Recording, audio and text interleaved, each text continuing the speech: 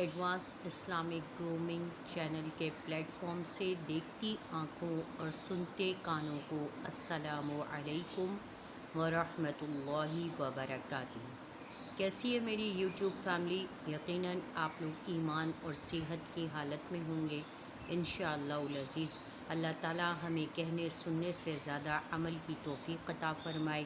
میرے جو وہ بہن بھائی جو چینل پہ نئے ہیں اور ان کو اس چینل کے بارے میں پتہ نہیں ہے، تو میں سب سے پہلے اس چینل کے بارے میں بتا دوں کہ بیسکلی یہ ایک اسلامک چینل ہے جو آپ کو اسلامک نالج اور اویئرنیس دیتا ہے، اور اس کے ساتھ ساتھ آپ کی جو پرابلمس ہوتے ہیں، آپ کو قرآنی وظائف دیے جاتے ہیں یا آپ کو عملیات بتائے جاتے ہیں، وہ صرف اور صرف قرآن اور سنت کے حوالے سے ہوتے ہیں۔ اس کے علاوہ اس میں کوئی اور چیز کا اضافہ نہیں ہوتا، کہیں ادھر ادھر کی بات نہیں ہوتی ہے۔ تو اس لیے آپ بالکل اطمینان کے ساتھ اس چینل کو سبسکرائب کیجئے، اس ویڈیو کو لائک اور شیئر کیجئے کہ ویڈیو کو لائک اور شیئر کرنے سے آپ کے لیے یہ صدقہ جاریہ بنے گی کہ ہو سکتا ہے کہ آپ کا کوئی بہن بھائی، کوئی آپ کا کزن، کوئی آپ کی دوست، آپ کے کوئی احباب، کوئی ریلیٹیوز جو ہے وہ کسی پرابلم میں ہوں اور ان کو اس مسئلے کا حل سمجھ میں نہ آ رہا ہو، تو آپ کی ویڈیو کی اس شیئرنگ کی وجہ سے ان کا مسئلہ حل ہو جائے گا، تو اس کا ثواب یقیناً آپ کو ملے گا۔ بار بار میں آپ لوگوں کو ایک بات بار بار کوٹ کرتی ہوں کہ دیکھیں، مسکرانا ایک صدقہ ہے۔ اللہ تعالیٰ نے کہا ہے کہ اگر تمہارے پاس صدقہ کرنے کے لیے کوئی بڑا مال و دولت، کوئی سامان، کوئی ایسی چیز نہیں ہے جو تم صدقہ کرو تو تم صرف مسکرا کر کے ملتے ہو یا مسکرا کے سلام کرتے ہو، تو اس پہ بھی صدقہ اور اجر ہے۔ یہ اللہ تعالیٰ کی بہت بڑی رحمت ہے، ٹھیک ہے۔ اسی طریقے سے اگر آپ کسی کو نیک بات بتاتے ہیں، اچھی بات بتاتے ہیں، تو وہ بھی کیا ہے؟ ایک صدقہ ہے۔ تو اگر آپ یہ اسلامک ویڈیو کو کسی کے ساتھ شیئر کریں گے تو ہو سکتا ہے کہ آپ کے کسی بہن بھائی، کسی دوست، کسی احباب کا کوئی مسئلہ حل ہو جائے اس ویڈیو کو سن کر کے، کیونکہ اس کے اندر قرآن اور سنت کے علاوہ دوسری کوئی بات ہی نہیں ہے۔ جو قرآن اور سنت میں ہمیں اللہ تعالیٰ نے اور نبی کریم صلی اللہ علیہ وسلم نے جو ہمیں چیزیں بتائی ہیں، ہم اسی کے بارے میں بات کرتے ہیں جو کہ پروون ہے اور ایتھینٹک ہے۔ ٹھیک ہو گیا؟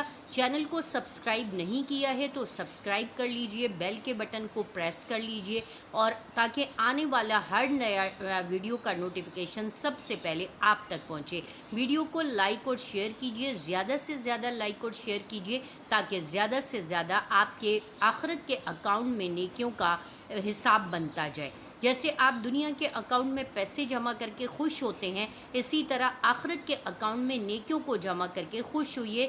یہ جو اسلامک چینل کی ویڈیو ہے، اس کو لائک کرنا، اس کو آگے فارورڈ کرنا اور اس کو شیئر کرنا، یہ آپ کے لیے بہترین صدقہ جاریہ ہے۔ آج شروع کرتے ہیں اپنی ویڈیو کو کہ آج ہمارا ٹاپک کیا ہے۔ یہ کسی نے مجھ سے ڈیمانڈ کی تھی کہ آپ ہمیں بتائیں کہ عورت کا ذبیحہ حلال ہے یا نہیں ہے، عورت ذبح کر سکتی ہے یا نہیں ہے، کر سکتی ہے۔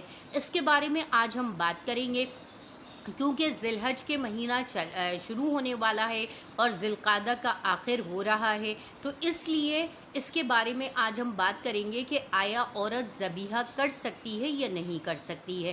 تو اس کا پہلا جواب یہ ہے کہ عورت ذبیحہ نہیں کر سکتی ہے، عورت کسی جانور کو خود سے ذبح نہیں کر سکتی ہے۔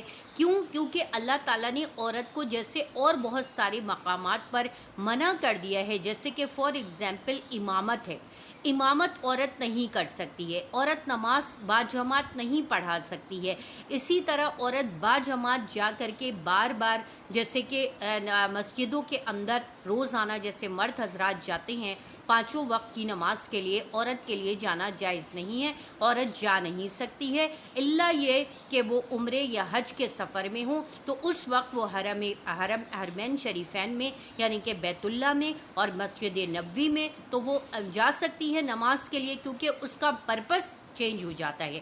لیکن یہاں پہ اگر کوئی یہ کہے کہ میں پانچوں وقت کی نماز کے لیے مرد حضرات کی طرح مسجد میں جاؤں گی، تو ایسا کچھ بھی نہیں ہے، یہ ناجائز ہے، حرام ہے۔ اسی طریقے سے اگر عورت یہ کہے کہ میں جانوروں کو ذبح کروں گی تو یہ عورت کے لیے جائز نہیں ہے، یہ ناجائز حرام ہے۔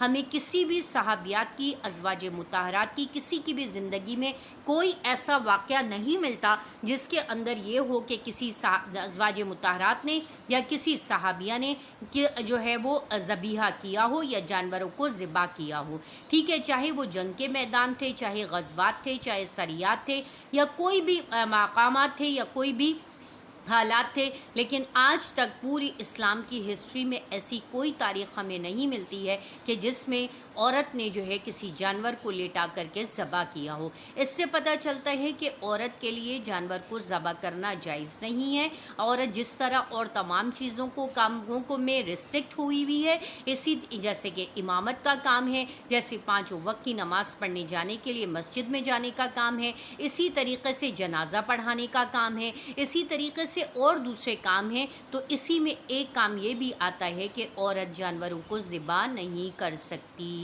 یہ بات آپ لوگ اپنے ذہن میں بٹھا لیں۔ بہت سارے لوگوں کو یہ کنفیوژن ہوتی ہے کہ آج کل کے دور میں تو عورت ہر کام کر رہی ہے، گاڑی بھی چلا رہی ہے، جہاز بھی چلا رہی ہے، اور سارے کام کر رہی ہے، تو پھر عورت ذبیحہ کیوں نہیں کر سکتی؟ عورت جانوروں کو خرید سکتی ہے، عورت جانوروں کو پال سکتی ہے، ان کی دیکھ بھال کر سکتی ہے، ان کا خیال کر سکتی ہے، جانور پسند کر کے لا سکتی ہے۔ اگر اس کے گھر میں کوئی محرم نہیں ہے اور کوئی لا کے دینے والا نہیں ہے تو عورت خود جا کے پاپردہ ہو کے وہاں پہ جہاں جانور بک رہے ہوں وہاں سے جا کر کے اپنی مرضی سے اپنی کسی بھائی بہن، اور اگر کوئی بھی نہیں ہے تو اپنے بیٹا بیٹی جو بھی ہیں ان کے ساتھ جا کر کے جانور لا سکتی ہے یا کسی سے منگوا سکتی ہے، ان کو پال سکتی ہے، لیکن اس کو ذبح نہیں کر سکتی۔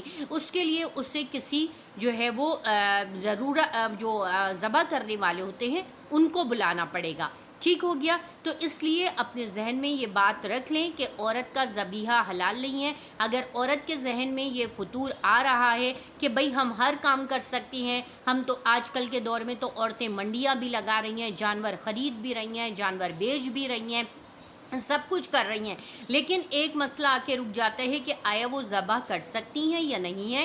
تو یہ ٹوٹلی حرام ہے۔ جانور خریدنا، جانور لگانا، جانور بیچنا، یہ سب ایک ٹوٹلی الگ چیز ہے، لیکن جانور کو ذبح کرنا یہ ایک بالکل ٹوٹلی الگ ڈیفرنٹ کام ہے۔ اس کام کے لیے آپ کو اجازت نہیں ہے، اگر آپ کرتی ہیں تو آپ کا وہ جانور مردار ہو جائے گا، آپ کا ذبیحہ حلال نہیں ہوگا، آپ کا ذبیحہ بھی مردار ہو جائے گا۔ اور اگر کوئی لوگ اس طرح ناسمجھی میں، نادانی میں کرتے ہیں تو ان کا ذبیحہ جائز نہیں ہے، ان کا ذبیحہ جو ہے وہ مردار ہو گیا، حرام ہو گیا۔ اس لیے جانور کو غور سے اس بات کو سمجھیے گا، کیونکہ یہ ایک بہت زیادہ مشکل ترین ہے۔ آج کل کی عورتیں جو ہے وہ ہر کام کر رہی ہیں، ہر کام کر رہی ہیں، ٹھیک ہے اسلام نے ہر کام کی اجازت دی ہے، لیکن کچھ کام ایسے ہیں جہاں پہ بیریئر لگا دیے گئے ہیں اور جہاں آپ کی لمیٹیشن ہے اور آپ اس لمٹس کو کراس کریں گی تو آپ یقیناً ان اللہ گناہگار ہوں گی۔ اور اگر کوئی آپ کو اسلام کی اور دین کی اور آپ کی لمٹس سے زیادہ